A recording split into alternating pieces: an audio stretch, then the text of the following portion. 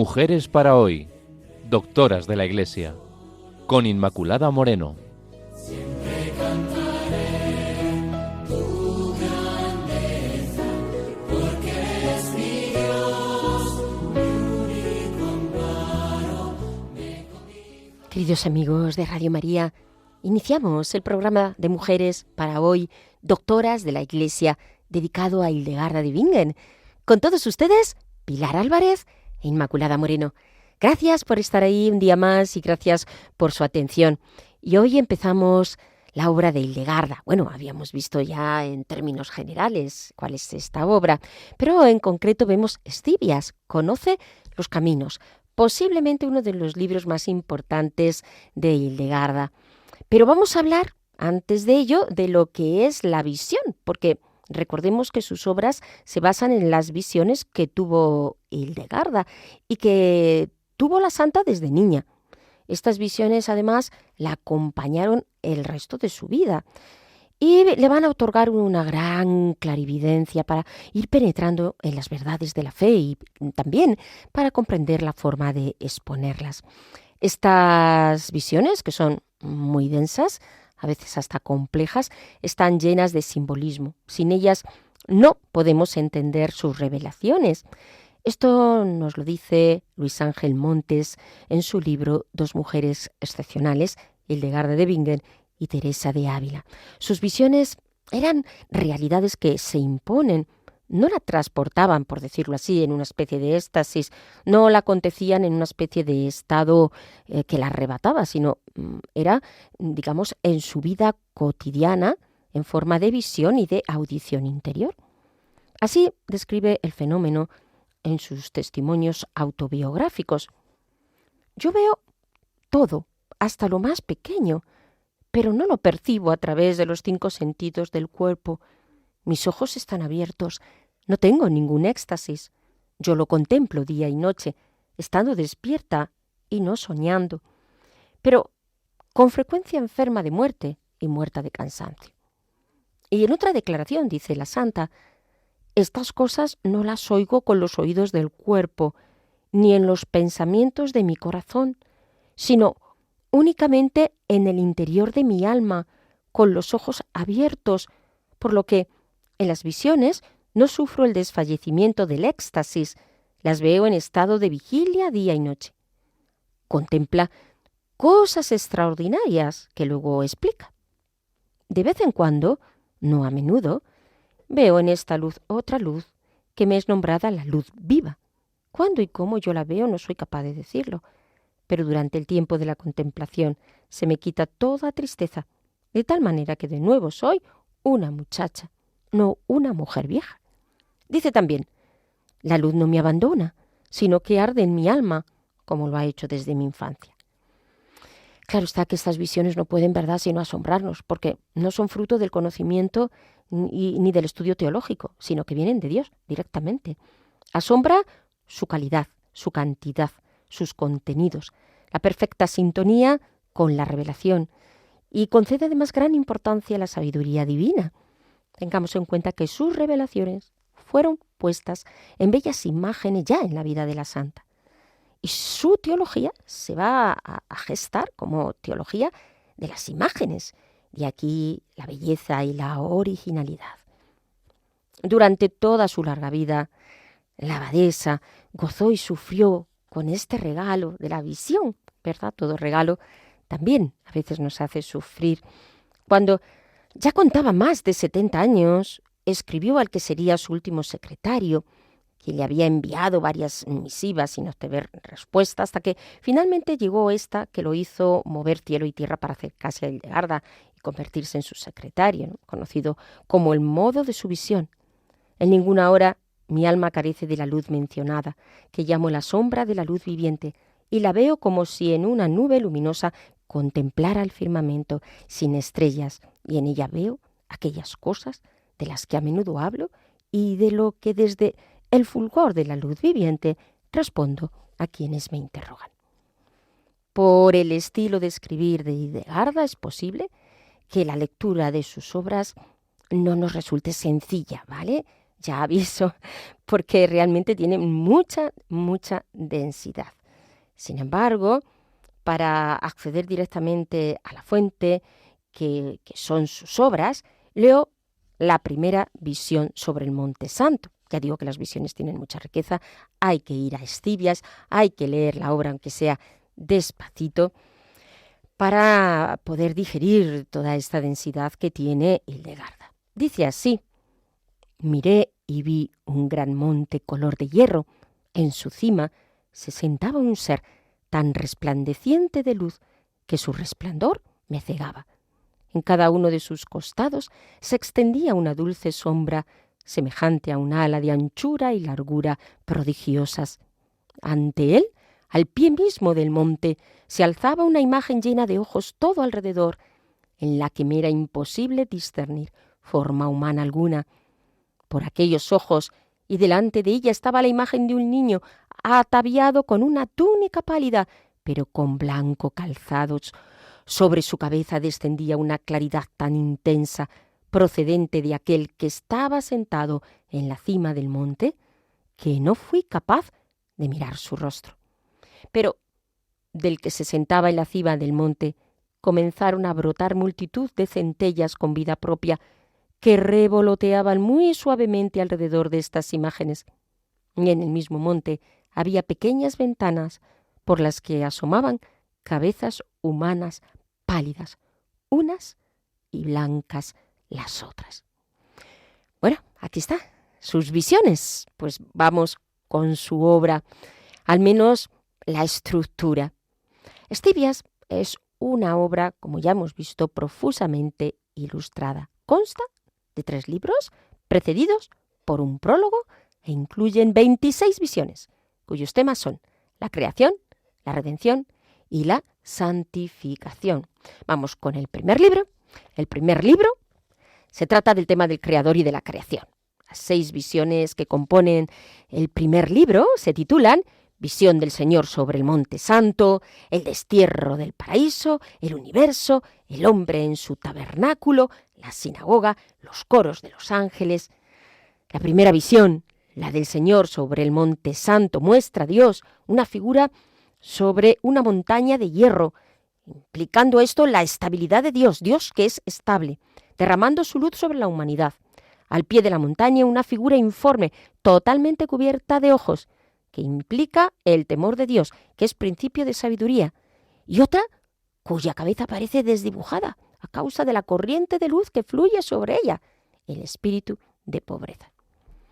El destierro del paraíso, la creación y la caída, presenta una multitud de luces vivientes muy brillantes.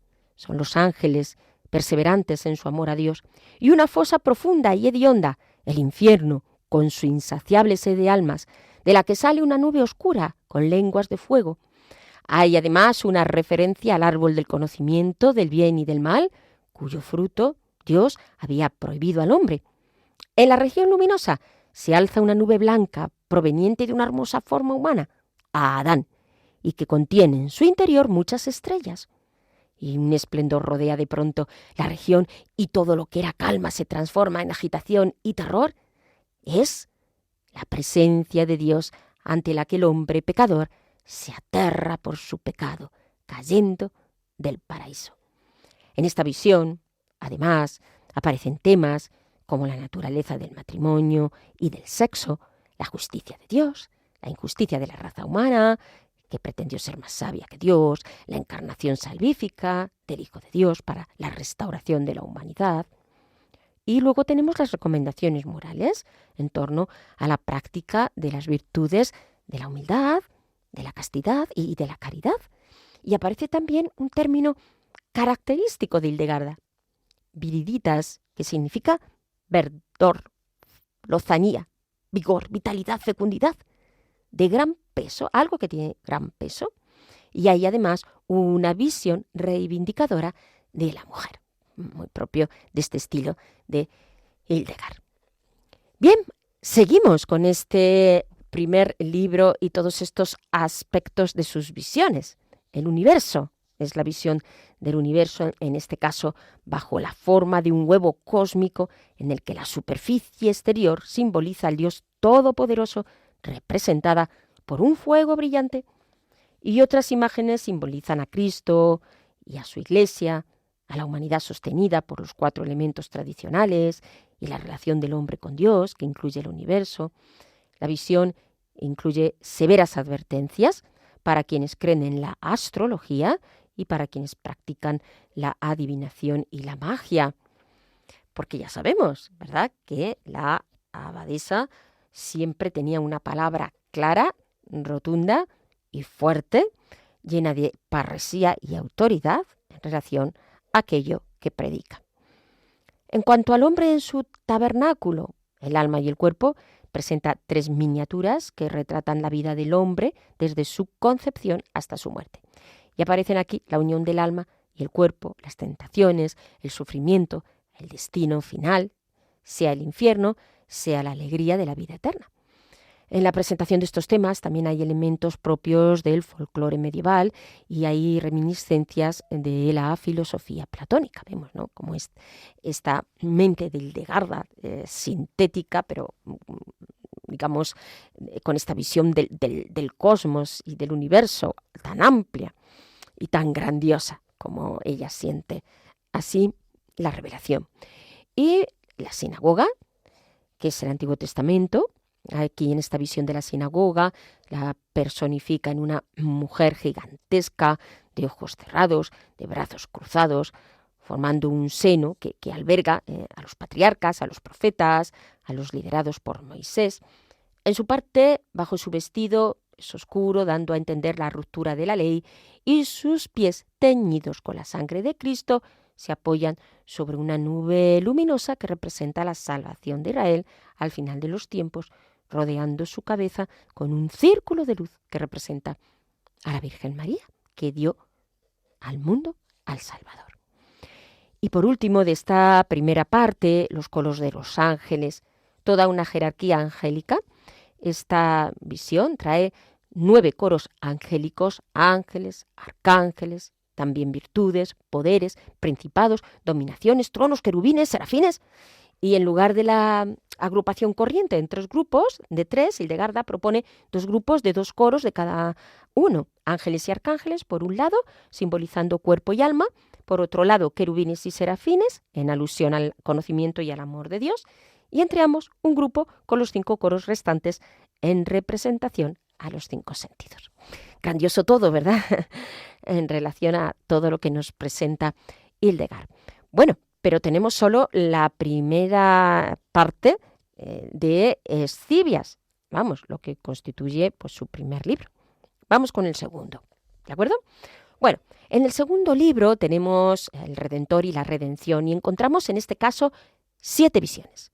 El Redentor, la Trinidad, la Iglesia, la confirmación, los órdenes de la Iglesia, el sacrificio de Cristo y la antigua serpiente, el demonio, ¿no? Vamos a ver cada una de ellas. Respecto al Redentor, esta visión está centrada en la figura del Redentor. El Dios uno y trino está simbolizado por una imagen circular, luminosa, y en lo alto del dibujo, debajo están los 6 días de la creación. La vida eterna ofrecida en Adán es una flor blanca, por el precepto de la obediencia, que él huele, pero no la toca. Ante este rechazo, una sombra cubre toda la franja central de la visión, pero en ella hay luces que representan a los profetas que anuncian al Salvador. Luego hay un luminoso semicírculo en la parte inferior que simboliza a María, la aurora de quien procede Cristo con gran resplandor para levantar al hombre caído hacia una nueva vida. La Trinidad. Estamos viendo estas 7 visiones de este segundo libro. La Trinidad es una asombrosa evocación donde un luminoso círculo exterior blanco y plateado representa al Padre, otro círculo representa al Espíritu Santo, quien penetra todas las cosas, y en el centro de los círculos hay una figura humana color zafiro, que es el Hijo, la palabra eterna, cuyas manos extendidas con las palmas hacia adelante simbolizan su amorosa donación. Y las 3 son un solo Dios, una sola luz. En la visión, Hildegarda multiplica esas analogías para referirse a la Trinidad. ¡Cuánta riqueza sale de Hildegard! Bueno, del Espíritu Santo, tal como se lo puso a Hildegarda. Seguimos. Respecto a la Iglesia, esta visión trata del bautismo y de la Iglesia como madre de los creyentes. Las 4 partes de la pintura representan la función salvífica de la Iglesia, su abrazo al altar de Cristo, su necesidad de concebir y dar vida, la regeneración de sus hijos por el bautismo y los 2 caminos que se abren a los creyentes, o bien vas al camino de la luz o hacia la oscuridad. También aquí se hace presente la invocación a la Trinidad en la figura de los 3 círculos luminosos que presiden el cuadrante bautismal, ¿no? En cuanto a la confirmación, seguimos con las visiones del segundo libro. Se refiere, en este caso, a la confirmación por obra del Espíritu Santo, quien aparece como una poderosa torre que sostiene y fortalece a la Iglesia, con un septiforme don. Pero no todos quieren recibir esta gracia que les es dada. En quinto lugar, las órdenes de la Iglesia.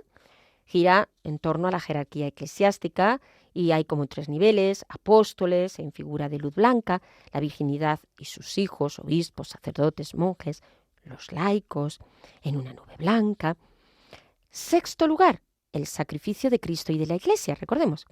Entonces Hildegarda se vale aquí de 2 dibujos para comunicar este tema, que es el sacrificio de Cristo y de la Iglesia, que aparece como una encarnación del Espíritu Santo en el mundo. En el primero, Cristo pende de la cruz. Junto a él hay una mujer radiante de pie que resulta rociada por la sangre que brota del costado del crucificado. ¡Qué preciosidad!, ¿no? ¡Qué belleza! Quedando así unida a él como su esposa. En la parte inferior hay un altar en el que un sacerdote revestido con ornamentos sagrados celebra los divinos misterios, sobre los que desciende de los cielos una gran luz.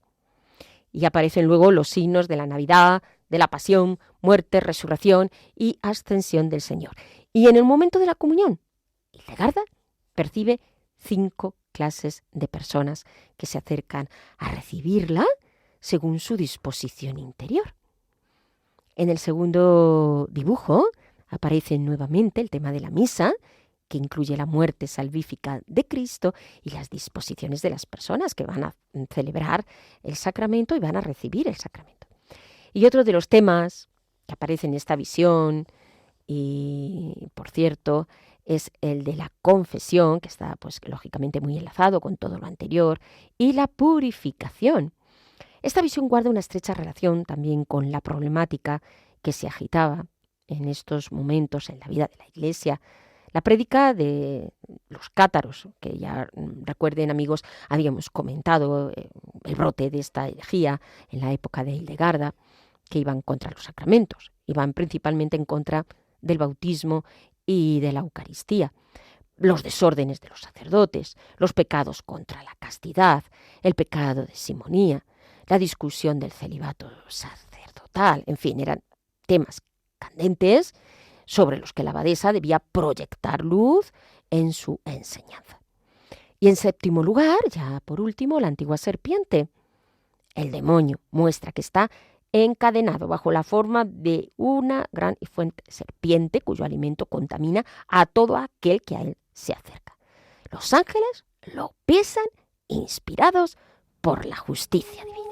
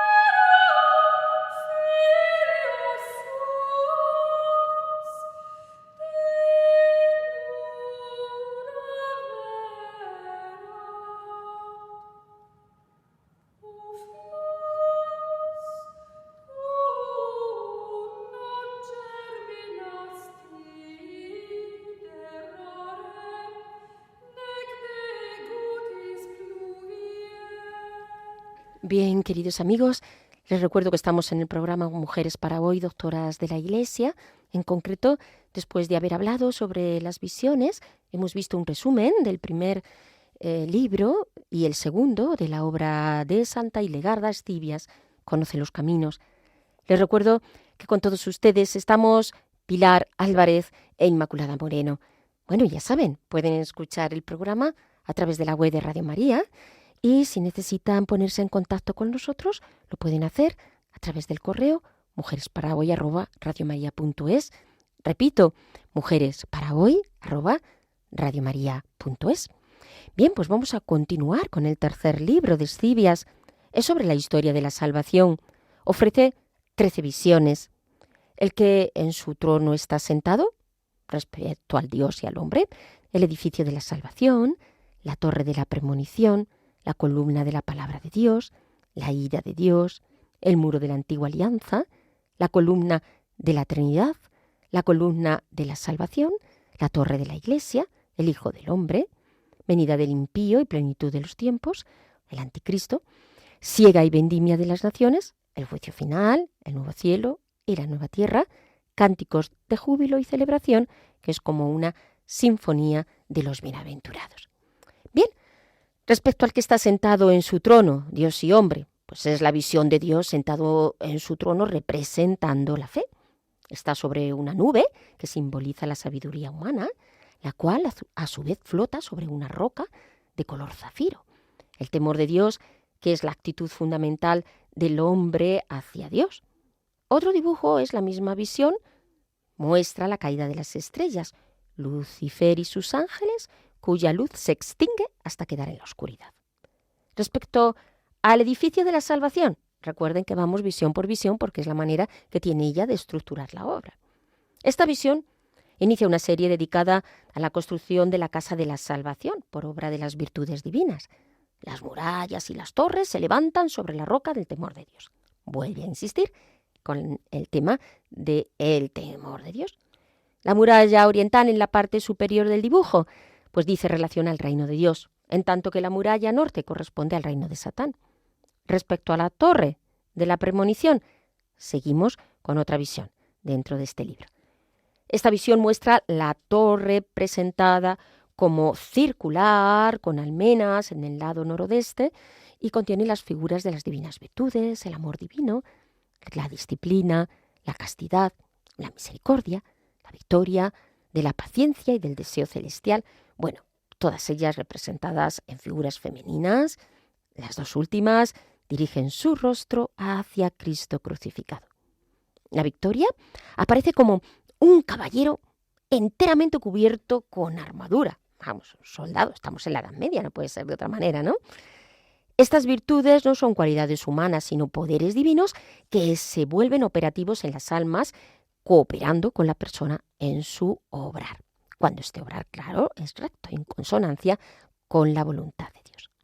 En cuarto lugar, la columna de la palabra de Dios. Se refiere a la columna situada en el ángulo norte, en cuya primera rama ascendente aparece Moisés, los patriarcas y los profetas, o sea, el Antiguo Testamento. En la segunda se encuentran los apóstoles, los mártires, los santos, o sea, el Nuevo Testamento. Los doctores de la Iglesia, los exegetas en la tercera, la luz del Espíritu Santo, que ilumina las oscuridades de la ley y de la profecía y que fructifica esta semilla del Evangelio para el mundo. Otra de ellas, de estas visiones, es la ira de Dios. Y aquí muestra una temible cabeza alada, el celo de Dios en el ángulo del edificio que se manifiesta así como enfadada contra la oscuridad y emprende la redención. Siguiente visión, el muro de la antigua alianza. Habla de la triple pared, la ley del Antiguo Testamento, el periodo judío de la historia sagrada, en la parte noroeste del edificio, y así en el inicio se encuentran las virtudes, de la abstinencia, la generosidad, la piedad, la negación de sí mismo, que es una condición necesaria para el amor al prójimo, y a su término las virtudes de la verdad, la paz, la beatitud, que van a marcar la victoria sobre el mal. Y también encontramos allí el discernimiento y la salvación de las almas, que enseñan a dirigirse e ingresar en el Nuevo Testamento. En séptimo lugar, encontramos la columna de la Trinidad. Esta visión, presentada en el ángulo occidental del edificio, es una columna que simboliza la Trinidad en cuanto que está revelada por Cristo. Quienes crean en ella tendrán vida, pero los que no tengan fe serán cortados y arrojados afuera de la vida como madera seca y podrida. Los paganos como plumas quebradas, los judíos como hierba que perece. La siguiente es la columna de la salvación. Pinta la columna de la habilidad, la plenitud del Redentor, fuertemente sustentada en la fe y en la eterna predestinación, pero aún incompleta. O sea, las virtudes, humildad, que estas las repite muchas veces, caridad, temor de Dios y obediencia al lado derecho, esperanza y castidad al lado izquierdo, resplandecen bajo la luz de la encarnación y suben y bajan portando piedras para la construcción. En la parte superior de la columna se halla la gracia de Dios. La visión 9 es la torre de la iglesia en el ángulo sur del edificio. Contempla Hildegarda la torre de la iglesia con sus 7 torreones, que son los dones del Espíritu Santo, que está incompleta y asediada, pero protegida por la sabiduría que se asienta sobre los 7 pilares, los dones del Espíritu, sostenida por 3 virtudes: santidad, justicia y fortaleza. Bueno, vemos, ¿verdad?, este despliegue de las visiones de la santa en relación a lo que es su teología. La décima visión, es el Hijo del Hombre. Esta visión muestra a Cristo como la piedra angular. Sus pies no se ven porque el edificio está todavía en construcción, pero su cuerpo místico aparece simbolizado por las 5 divinas virtudes: perseverancia, deseo de Dios, compunción del corazón, desprecio del mundo y concordia. Repito estas virtudes: perseverancia, deseo de Dios, compunción del corazón, desprecio del mundo y concordia. El 11 es la venida del impío, otra de las visiones, y la plenitud de los tiempos, y se refiere a la culminación del conflicto entre el bien y el mal, representado por el anticristo, con la indestructibilidad de la Iglesia y la venida del Señor. El trasfondo, el Apocalipsis, y aparecen las figuras del Antiguo Testamento, como son Elías y Eliseo. Está también la referencia a 5 bestias: el perro que brilla, pero no quema, representa a las personas mordaces; el león amarillo, las personas agresivas; el caballo de color claro, los contumaces en el pecado; el cerdo negro son los lascivos, y el lobo gris son los que engañan, que Hildegarda ve hacia el norte y que tienen su mirada dirigida al oeste, donde se alza una colina con 5 picos. En el lado este aparece sobre el ángulo del edificio el joven Cristo, que se había manifestado ya en otra visión vestido de púrpura, resplandeciente como la aurora, como una línea sobre sus rodillas en actitud de bendecir, como una lira, quiero decir. Sus pies, que en la visión anterior no se veían, son más blancos que la leche. Y también están presentes la mujer coronada, que es figura de la Iglesia, y también surge una monstruosa cabeza, el anticristo, como ojos de fuego, así, orejas como de asno, nariz y fauces como de león, y finalmente la cabeza se mueve y trata de alcanzar el cielo, pero en medio del gran estruendo cae de la montaña una niebla pestosa que envuelve todo y aterroriza a la gente que clama por la misericordia de Dios. En el 12 está la siega y la vendimia de las naciones, el juicio final, los nuevos cielos. Presenta además 2 pinturas que se refieren al juicio final: la agitación de los elementos, los huesos de los muertos, la trompeta del juicio, el juez supremo, los ángeles, los demonios, los bienaventurados, los condenados. Y la segunda pintura trata de la creación de un cielo nuevo, una tierra nueva, siempre bajo la poderosa acción de Dios, que es uno y trino. El 13, los cánticos de júbilo y celebración, la sinfonía de los bienaventurados, en una colección de himnos y de cánticos de alabanza, anticipo de la armoniosa música de las revelaciones celestiales y de lo que será el Ordo Virtutum de Hildegarda, que canta a la Virgen María, a los coros angélicos, a los profetas, a los apóstoles, a los mártires, a los confesores y a las vírgenes. Pero también hay aquí una historia. El alma quiere abandonar la compañía de las virtudes para conocer el mundo y lo hace yendo en pos del demonio y no tardará en retornar pidiendo la ayuda de las virtudes, quienes tras dura batalla vencen a su archirrival, Satanás. Pero ya lo veremos, ya lo veremos en próximos programas, esta otra obra de Santa Hildegarda. Parte de esta obra fue presentada al Papa Eugenio III en el Sínodo de Treveris, hablamos del 1147-1148, quien la leyó y atendió a la religiosa y la alentó para que continuara escribiendo futuras obras. Resumiendo, vamos a resumir un poquito todo esto, ya digo, toda esta densidad de visión, porque este libro, como vemos, está compuesto por 26 visiones, cada una de las cuales se describe minuciosamente. Antes de explicarla, las visiones están agrupadas en 3 partes, cada una de las cuales contiene 6, 7 y 13 visiones. La primera parte, hemos visto, trata del Creador, la creación y de las relaciones entre Dios, el cosmos y el hombre. Comienza con el conocimiento de Dios, la visión del Señor sobre el Monte Santo y la creación de los ángeles. Lucifer se ensorbeció y fue arrojado de la gloria celestial y para él y sus seguidores se creó la ajena y otros tormentos. Explica también el origen de la humanidad, su caída, sus consecuencias, el destierro del paraíso, el universo, el significado del sol y de las estrellas.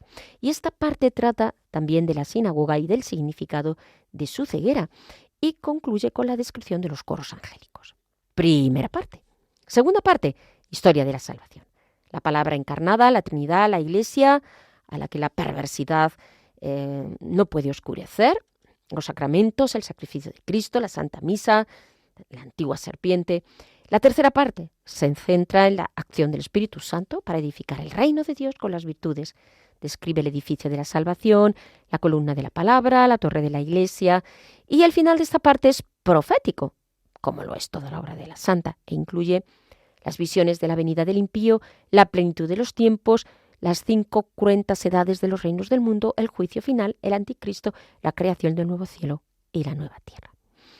Simplemente, amigos, deciros que he tomado todo esto de la especialista Azucena Fabroschi, de su libro Santa Hildegarda de Bingen, doctora de la Iglesia. El libro que recomiendo para conocer más a la Santa. Bueno, y como estamos en esta densidad de la obra de Hildegarda, voy a terminar el programa con la carta apostólica del Papa Benedicto XVI. Ya seguiremos con su obra, que si recuerdan la habíamos iniciado en otros programas, cuando el Papa declara como doctora de la Iglesia a la Santa de Bingen. Y hoy terminamos la carta. El Papa, una carta maravillosa porque realmente está muy elaborada y recoge fenomenal cómo es Hildegarda y lo sustancial de su doctrina. Bien, pues nos explica que Hildegarda ve también las contradicciones presentes en la vida de los fieles de su tiempo y denuncia las situaciones más deplorables, cosa que podríamos hacer también hoy con las situaciones de ahora, quiero decir.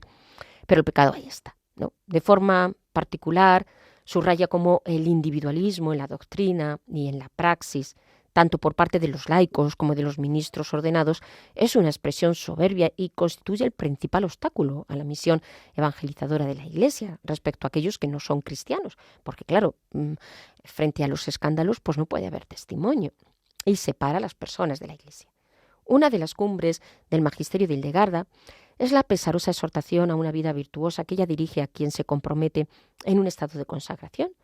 Su comprensión de la vida consagrada es una verdadera metafísica teológica, por decirlo, tal como el Papa lo explica, porque está firmemente enraizada en la virtud teologal de la fe, y la fe es fuente constante de motivación para comprometerse a fondo en la obediencia, en la pobreza y en la castidad.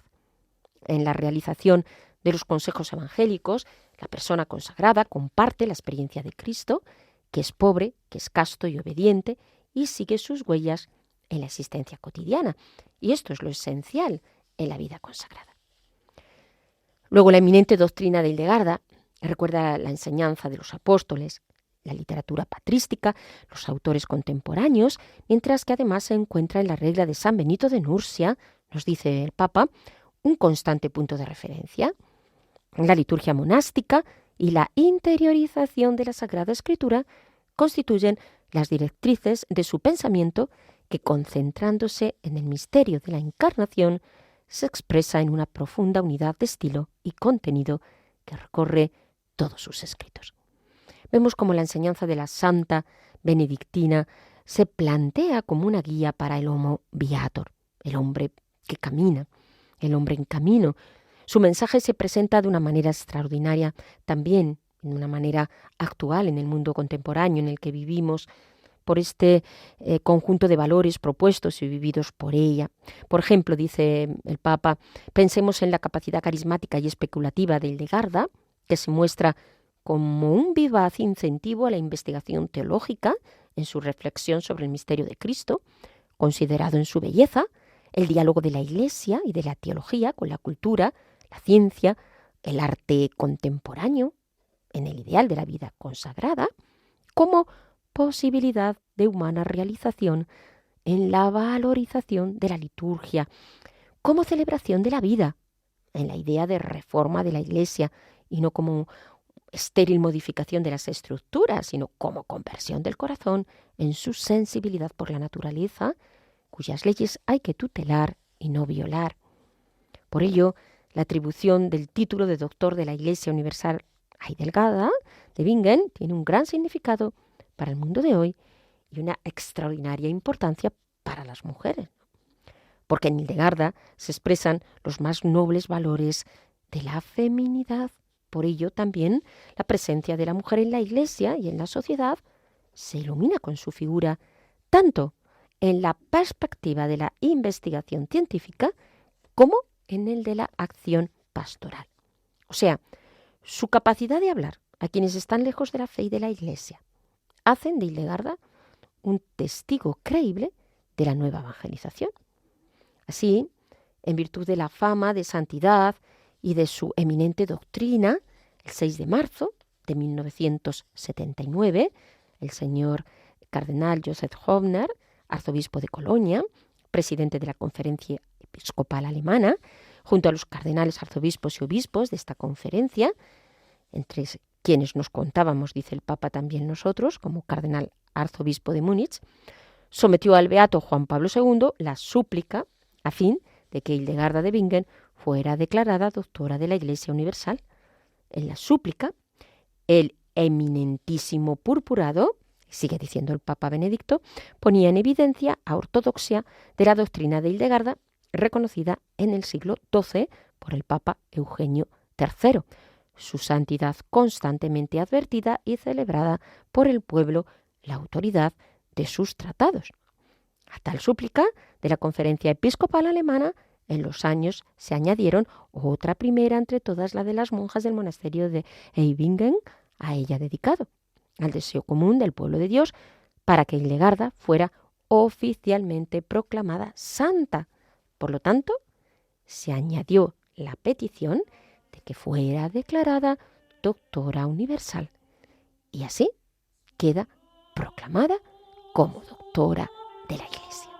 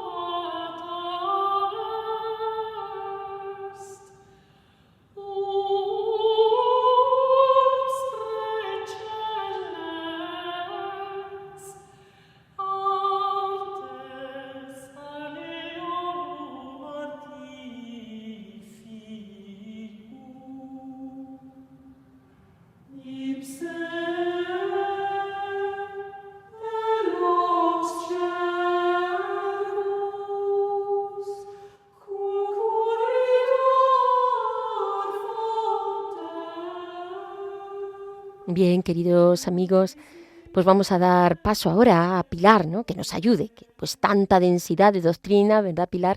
Yo creo que merece la pena que podamos masticarla y digerirla un poco. Así que, Pilar, cuando tú quieras. Bueno, queridos oyentes, Inma, el programa de hoy sobre Hildegarda, qué interesante, pero qué denso. Bueno, yo voy a intentar hacer un poco de resumen de lo que a mí me ha llamado la atención. Lo primero son las revelaciones que Dios le regala a Hildegarda desde bien niña. Y en estas revelaciones Dios le dice que debe ponerlas por escrito y divulgarlas. Y el Papa Eugenio III, después de haberlas leído, la anima en este sentido. Bueno, pues en las visiones, en general, se pueden clasificar de varias formas, supongo, pero yo aquí he visto que nos citan estos textos dos maneras. La primera es cuando el conocimiento teológico precede a la visión. Y el segundo tipo sería cuando, sin haber conocimiento previo, se da la visión. Este es el caso de Hildegarda. ¿Qué ocurre cuando no precede el conocimiento a la visión? Pues que la visión, digamos entre comillas, no está contaminada por algo que nosotros ya sabíamos o que nos habían enseñado. En Hildegarda la visión viene primero. Y estas visiones de Hildegarda están, después de la visión, ella hace una reflexión teológica profunda, que no es que ella se ponga a decir ahora voy a hacer la reflexión, sino que es una actitud en ella.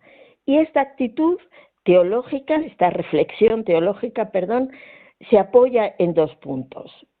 En una liturgia vivida en profundidad, según la regla de San Benito, en el caso de ella, y el otro punto en el que se apoya es una palabra de Dios vivida. Ya hemos dicho en otros programas cómo Hildegarda vive inmersa en esa palabra de Dios.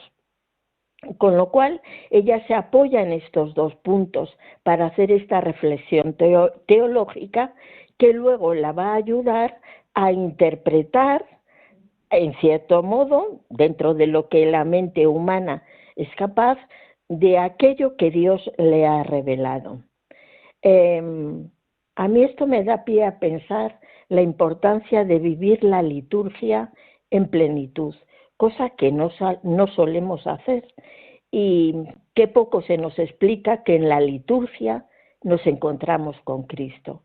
Y qué diferente es el resultado de cuando nosotros asistimos a una Eucaristía y participamos y entramos en ella, a cuando sencillamente nos limitamos a estar allí y sí, contestar de vez en cuando o siempre a las cosas que nos dice el sacerdote, pero sin acabar de entrar en las verdades que allí se están revelando y viviendo. Eso por una parte. Y la segunda parte, pues esta manera de vivir en la palabra de Dios, que no se trata de que yo tengo muchos conocimientos mentales de la palabra de Dios, que porque tengo buena memoria o por lo que sea, sino que yo vivo en la palabra de Dios. Intento entrar en ella y vivirla hasta donde soy capaz. Estas dos cosas me han parecido importantes. Y después el hecho de las visiones, como Hildegarda, en la mayor parte de ellas hace el dibujo de lo que ella ha visto y luego lo completa con descripciones.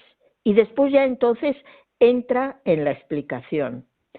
Y, por ejemplo, en el caso de la Santísima Trinidad, verdad de fe, que es complicada de entender cómo Dios le revela en aquella visión de los tres círculos concéntricos en los cuales el de fuera es blanco o plateado, representa al Padre. Luego hay un segundo círculo rojo, como de fuego, y el tercer círculo más interior, más rojo, que representa al Espíritu Santo. Como ella ve una figura que no es bien humana, pero que está asentada en un trono. Y ella indica que el trono es la fe. Y realmente sin fe pues nosotros no podemos entrar en esa adoración ni conocimiento de Dios, ¿no? Y de Dios Padre. Y después la figura humana aparece como una figura ya humana, que es un hombre con las manos y las palmas hacia arriba, y en señal de acogimiento y de entrega. Pues bien, todas estas cosas que nos muestra Hildegarda, que son muchísimas, por ejemplo, a mí también me ha llamado la atención la construcción del edificio de la salvación, una especie de edificio que se va construyendo con las virtudes, las piedras que son las virtudes, y que verdad es que en nuestra vida la santidad se construye utilizando las virtudes. Lo que pasa que nosotros raramente nos hacemos estas reflexiones. Son cosas que nosotros sabemos, a veces mal sabidas, y que ya pues como que no pensamos más en ellas.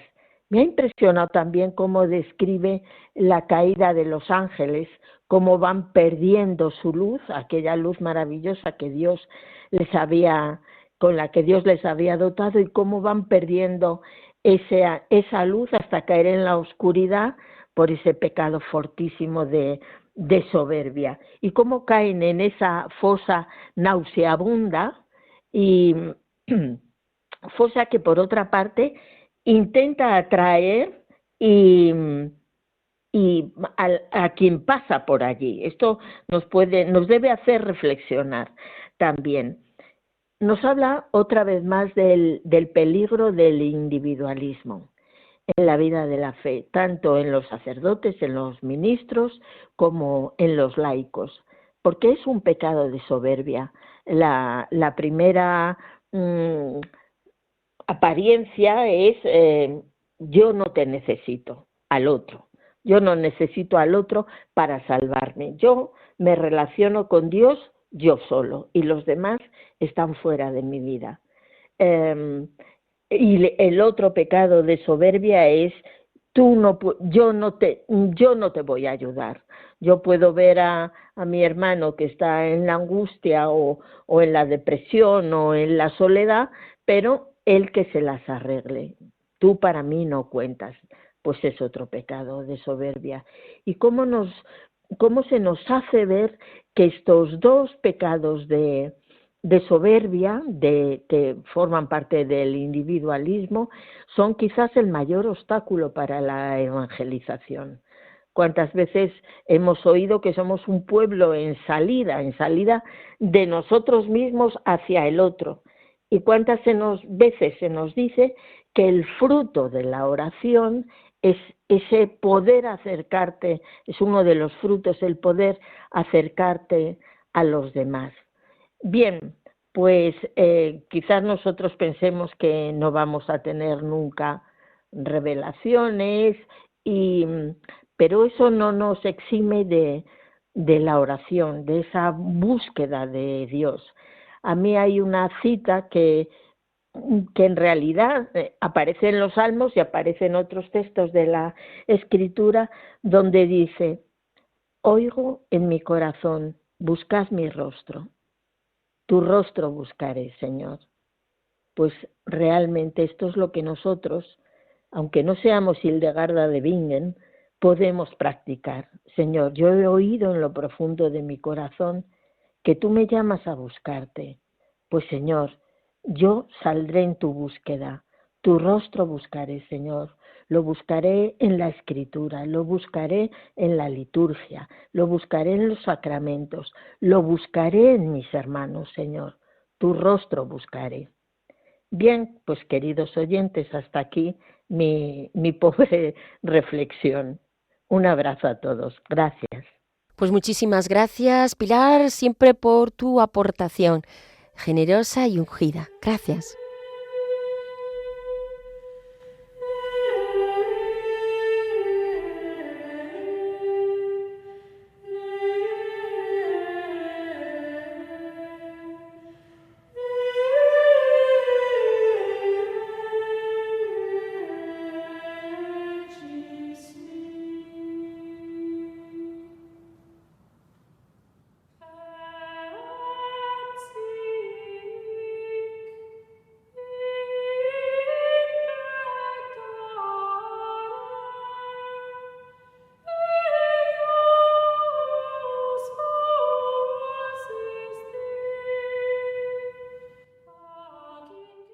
Queridos amigos, terminamos con una de las poesías de Santa Hildegarda. ¡Qué gran milagro es! ¡Qué gran milagro es que en una humilde forma de mujer el rey penetró! Esto lo hizo Dios, porque la humildad asciende sobre todas las cosas. ¡Qué gran felicidad hay también en esta forma! Porque la maldad que fluyó de la mujer, una mujer después la limpió y construyó toda la más dulce fragancia de las virtudes y embelleció el ciclo más que lo que en otro tiempo alteró a la tierra. Entonces, porque una mujer introdujo la muerte, la deslumbrante Virgen la aniquiló. Y por ello existe la suma bendición en la forma de una mujer, más allá de toda criatura, porque Dios fue hecho hombre en la dulcísima y bienaventurada Virgen.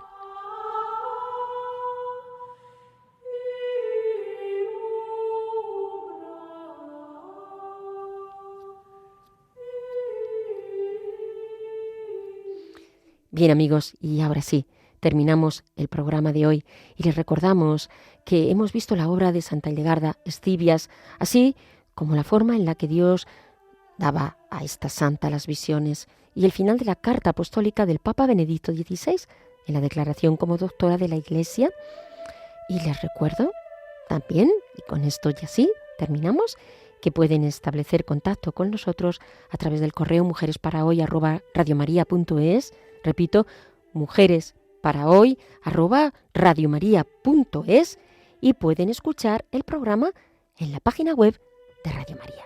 Gracias y les esperamos en el próximo programa con esta mujer fascinante, Hildegarda de Bingen. Hasta pronto.